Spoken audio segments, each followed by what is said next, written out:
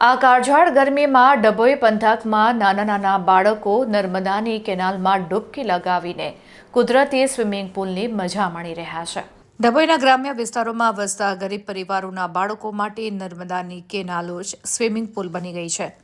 શહેરમાં લોકો લાખો રૂપિયા ખર્ચીને સ્વિમિંગ પુલ બનાવડાવે છે તો ક્લબમાં જઈને મોંઘી ફી ભરીને સ્વિમિંગ પુલમાં નાહવા જતા હોય છે। તેની સામે ડભોઈ તાલુકાના ગ્રામ્ય વિસ્તારોમાં કુદરતી સંસાધનો જ મધ્યમ અને ગરીબ વર્ગ માટે ઠંડક મેળવવાનું એકમાત્ર સાધન બન્યું છે।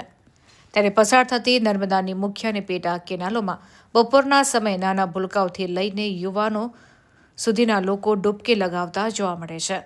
બપોરના સમયે સૂર્યનારાયણ પ્રકોપ વરસાવે ત્યારે આ પતરા તપવાને કારણે ઘરમાં રહેવું અશક્ય બની જતું હોય છે।